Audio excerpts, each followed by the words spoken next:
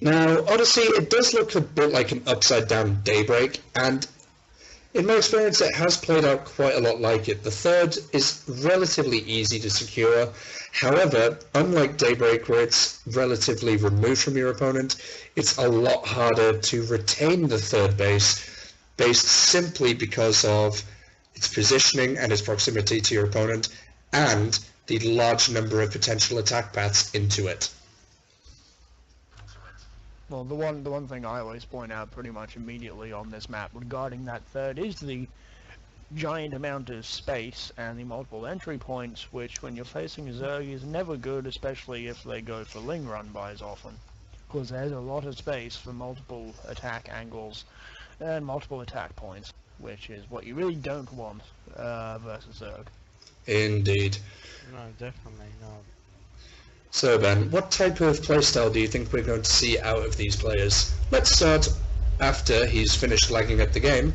Let's start with our player on the left-hand side, in the rather fetching red.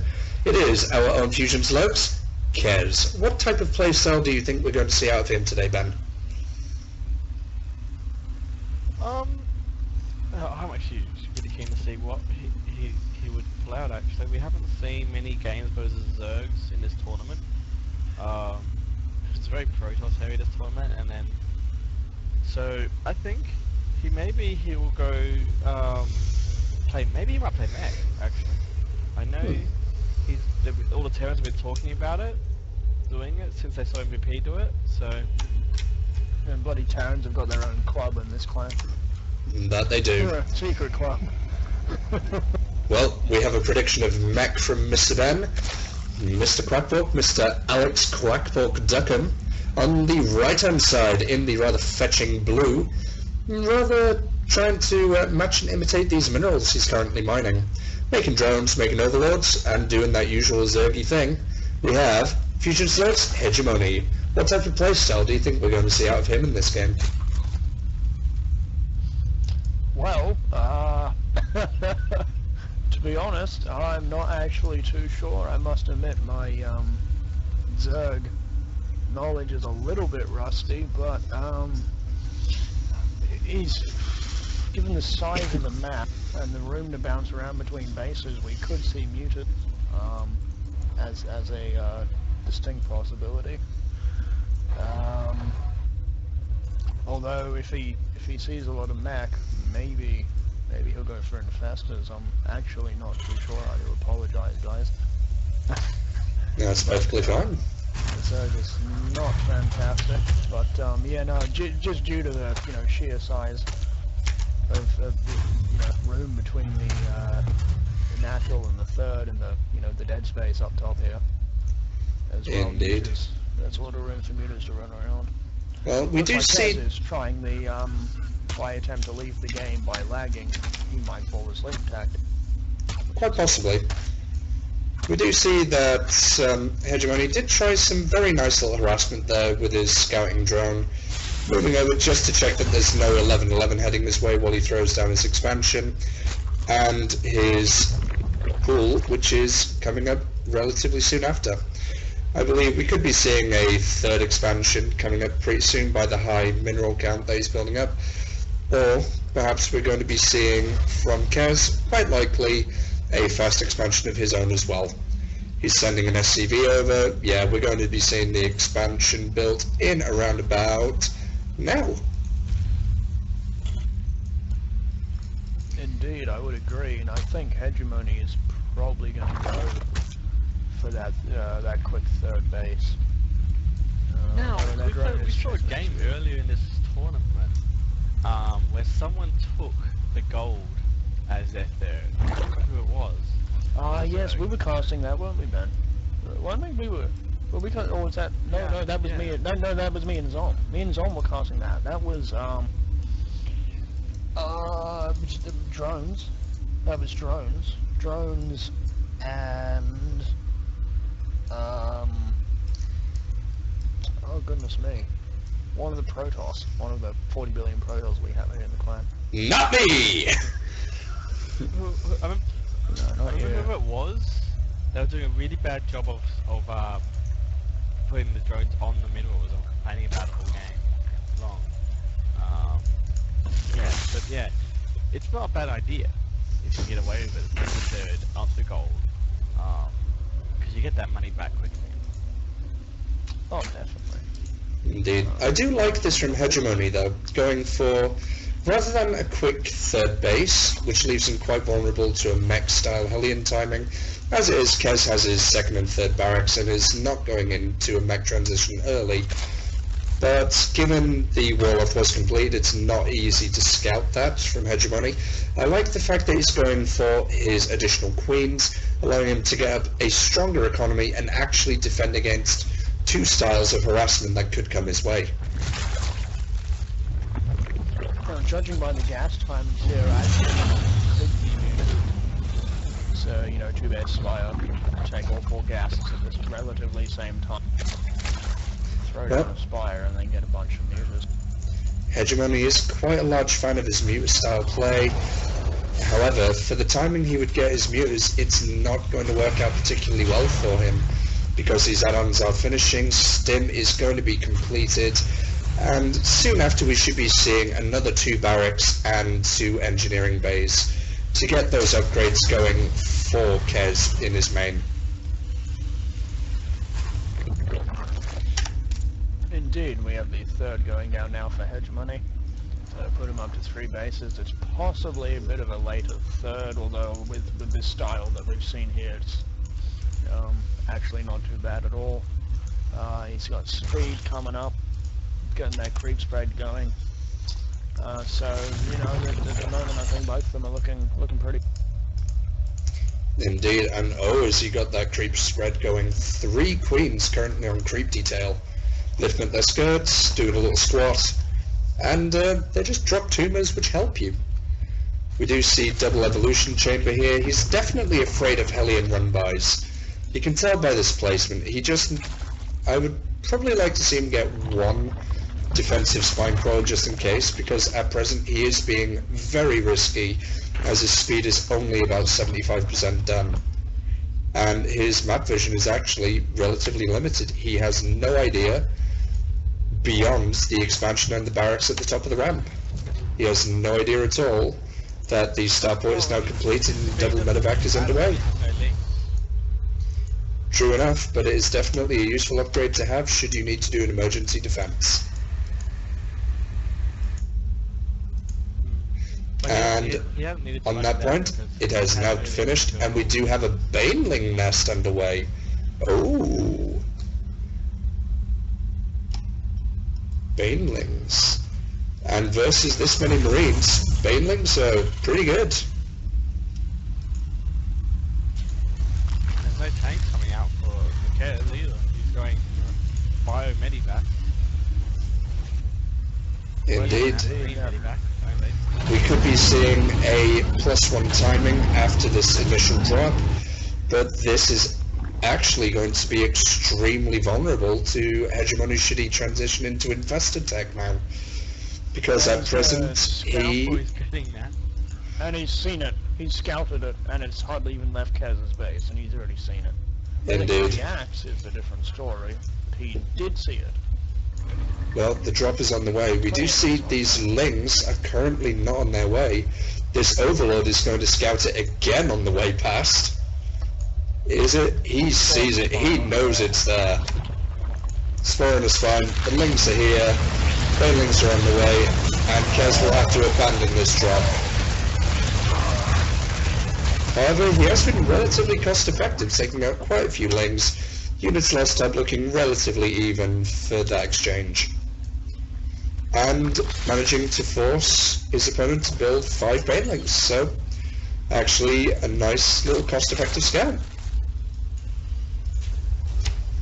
But we do see Kezz does need to burn a scan on his opponent's base. He saw the Banelings morphing with his medevacs, but he did not see the infestation pit, which has now just completed its pathogen glands. And that is actually huge. While Kezz is moving over to take his 3rd base, I do like that. Expand behind your harassment. He's now moving into drop. He's going to definitely get a confirmation of these Banelings now.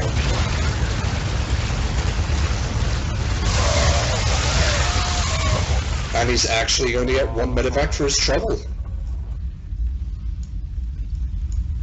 But he did actually get some valuable information there. He scouted that the banelings do not have speed as yet, and currently they've just finished it. Definitely, but he's got siege mode now done for his siege tank. But he's only got a couple siege tanks ready, and he has no sort of wall off here. So, nothing to protect these siege tanks, all these marines, from the infested banelings that are going to come. Indeed, but it's going to come down to how well that they engage, because simply one moving Zerglings into a siege tank line after you get to the 4, 5, 6 tank stage, actually no matter how many you have, it becomes a very, very uncost-effective engagement. He's going to have to move, he's going to have to pull his opponent apart slowly, use fungals, hit and run tactics, and actually perhaps even use the heightened mobility of his army to deny vision of these watchtowers, which he's currently doing, and even do some harassment against the third, where a planetary fortress is currently being constructed.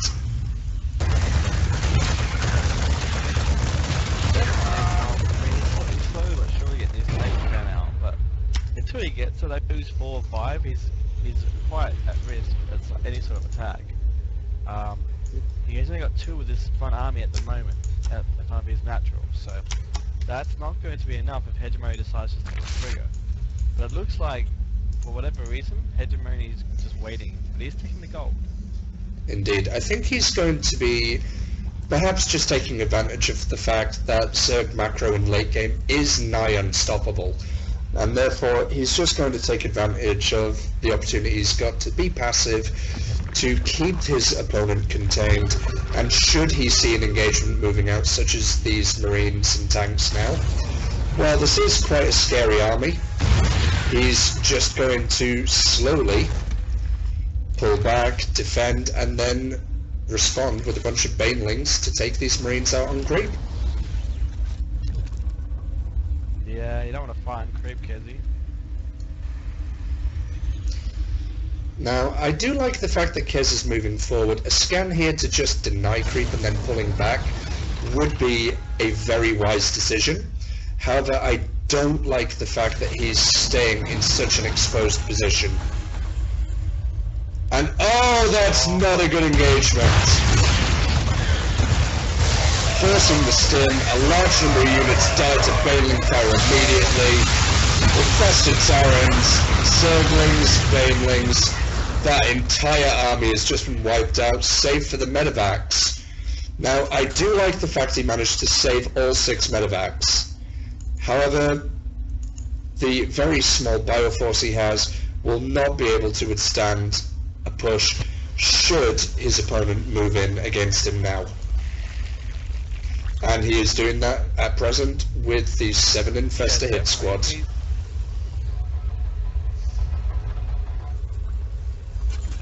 Yeah, you don't want to fight on creep. You just like the creep gives vision to the Zerg. The Zerg knows exactly when you're going to unsiege, exactly when as soon as you make a mistake, you go slightly out of position.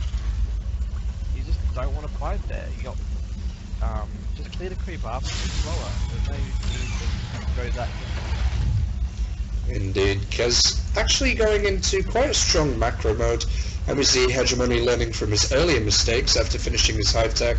He's now getting the adrenal glands, otherwise known as the crackling upgrade. In his previous games, he forgot it twice in a row. Perhaps he's learned from his mistakes there, and he's actually going to be being quite effective. And this medevac has a death wish over the army of heGEmOni. Yeah, medevac. It thinks an observer. That medevac has a death wish, and how it has survived, I have absolutely no idea. But another engagement here, nice bait into the siege tank line, but a very big stim for Kezz as he clears out that creep. But a nice counterattack into a planetary fortress. But last I checked, planetary fortresses are not very much in danger against Zerglings, but you never know.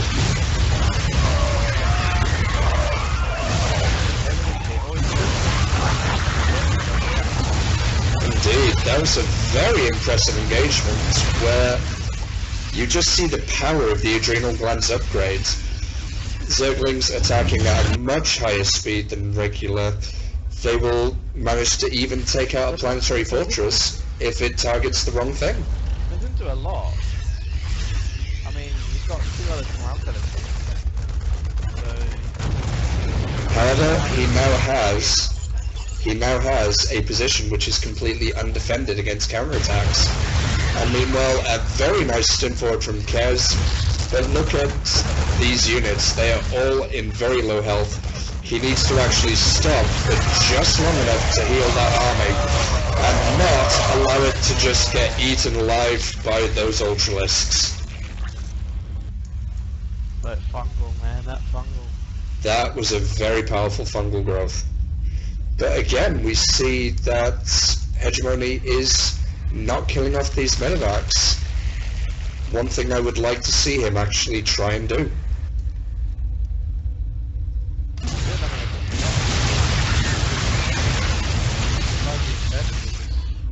Yeah, he lost them all. But Kezz is in big trouble now. He lost too much in these small engagements. Indeed, looking at the units lost, Abby is currently 4,000 resources behind. Rather huge deficit, and he is yet to finish his +3/+3 upgrades at the 21-minute mark. He's currently level with his opponent, and at this point, at the very least, he should be ahead in upgrades. And this poor Marine runs into an Ultralisk. Ultralisk says, "Hello, give me a hug." But we have Ultralisk, Infestor, Zergling, Baneling versus Bio. That is a terrifying army. Such a huge fungal! One more fungal will kill off these medevacs, and again, heGEmOni chooses not to take out the medevacs.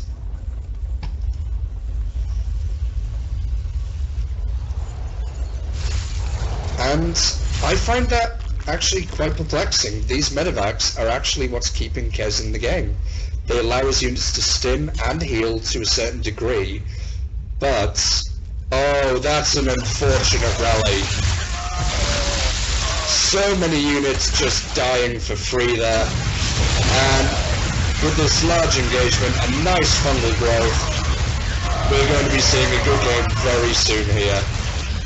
There we go, good game well played, game 1 is over. But here we go, in the wonderful fiery realm of Surta, ESV's Muspelheim. And this is actually a map very similar to Odyssey, but far more spread out than the map that we were previously on. Tell us, how have the games actually progressed on this map thus far, Mr. Ben? Yeah, we had quite a few games in the group stage. We haven't seen it played since then. And I like this map. I think it's one of the best maps which aren't on ladder right now, which has a good future probably behind it. But let's talk about the players. Indeed. In the bottom right hand side, in one of the 2 spawning locations on this map, the blue Zerg pieces making his first run and missing a rally point, rather unfortunate. We have Fusion Slugs, heGEmOni. And in the top left hand side, the red Zerg pieces, hoping to come back from that rather crushing defeat. He was actually doing extremely well until he engaged on creep repeatedly, and from that point he just ended up further and further and further behind. Let's give a big warm hand for Fusion Slugs, Kezz. Now, what do you think Kezz is going to do compared to the last map? Which, as Kezz is pointing out, is actually rather similar to the last one. You have a very exposed location for your third, but there is an alternative third, which is actually one very easy to defend with these reeds. What do you think we're going to see from Kezz this game? There's some similarities, definitely, but the third is easier to hold. And all the vision things help a lot in the defensive, so that's why it's a better map, though, is because of those small changes that they've made. Most of these maps are just small iterations of the same ideas in a lot of ways. Well, we do see Kezz has gone for his refinery before his barracks here.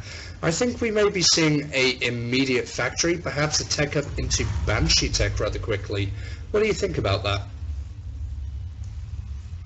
An aggressive teching style of play from Terran. There is the bottom corner of the map where Banshee hides a little bit, but I'd prefer just to see him go mech, to be honest, instead of a Banshee rush. Like just get Hellions, do a Hellion attack early on, get map control, add the siege tanks, and the rest of the army wants to just fire. And if it goes fire, you need Vikings. And we do see this drone being very cost effective right now, delaying 3 SCVs from mining before finally dying, and we see a tech lab underway and a factory. I believe we could be seeing Banshees. Meanwhile, we see that the pool is just about complete. heGEmOni is going for his fairly standard first off hatchery and then pool opening. So it could be that we're going to see the same build from him. A Marauder? Wait, he's a build? Is he going for a Marauder and a Ghost Academy? Wait. What? Are we going to see a nuke rush? Academy? Behind the mineral line in the main base of Kezz, we have a Ghost Academy. But actually, we also don't... The wall's not walled off, is it? No, that is wide open. I think that Kezz has actually managed to make that in the slightly wrong position. And he's now following that up with an additional barracks. I'm curious, why this Ghost Academy? What is his plans for this? He's building a marine. What I would like to see him do, if he's going to go for a quick nuke, is actually go for a quick ghost here. But he's continuing his Marauder production. I'm completely... and he's getting cloaked. This was intentional. I think we're going to see some crazy variety of one base all in. Now, what would you say is the advantage of getting a cloaked ghost in this kind of unit composition? So you nuke, and then what would you do to supplement your army composition? Would you go for Hellions and Marauders, or would you just get the one ghost, or would you get multiple? I'm actually completely in the dark about what to expect here. And a 4th barrack, this is almost certainly going to be an all-in. Yeah, he's just gonna go bio and he's gonna nuke and cloak ghost. I'm pretty certain. He might not even nuke actually. Cloak ghost. There's gonna be no detection for the Zerg. A second Ghost Academy underway. We're going to be seeing nuke pushing, and this is actually huge because his opponent is going for fast 2-base muta. He's sacrificing Zerglings. We're going to be seeing some, possibly a macro hatch, possibly a flood of Zerglings. There goes the lair, but we do not see roaches, and with his scouting wings, he does not have any idea this is coming. Until now he's seen the ghost. And going into heGEmOni's vision, he sees it. He's selected the Zergling at the watchtower. He knows there's a ghost on the way, and what is he going to do to respond? Immediately throws down a double evolution chamber and makes a lot of Zerglings to block the plug in that hole. He's gonna lose quite a bit of stuff here. He cancelled the hive. Oh wait, he did it twice. He is continuing the lair and making a macro hatch. I would like to see if he's actually going to continue with his muteless production, because muters do count as light. And bearing that in mind, they take a rather large amount of damage versus ghosts, 20 per shot. As do all of his Zerglings, which get 2 shot. Literally all of his units are at risk. Well, he knows the ghost is there now, for certain. Why are you clicking there? And where is the Spore Crawler? There's the Overseer. Oh, come on, he's an Overseer. You don't walk under the Overseer. Oh no, that's not very good at all. Is he actually going to get into the main quick enough, though? heGEmOni does not know where it is. The Overseer is actually nowhere to be seen.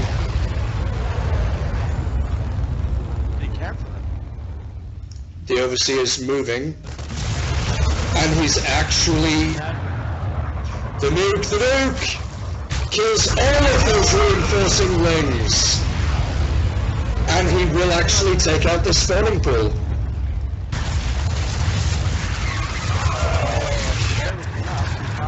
The nuke is going to run, and it's going to take out the Overseer at the same time. And with one shot he manages to take out the spawning pool as well. He's going to lose his ghost, but he has just taken out all of his opponent's ability to produce slings for at the very least a minute. He has nothing else indeed. But that was entertaining. Meanwhile, we see these Zerglings over at the natural. They have a free rein to just walk into the main base. And this is as all-in as you can get. The SCVs are gone. Literally, there was no way for Kezz to come back for this. It was a nice, entertaining try. But he just attempted the nuke timing way too late. Well, it was weird how he went for the main with that nuke timing. If he'd used the army and covered his army with the nuke, that would be a lot better. Because he's a damage to the front, like got rid of the support at the front, and he just nuked the natural twice, and he kept the army off him. Indeed.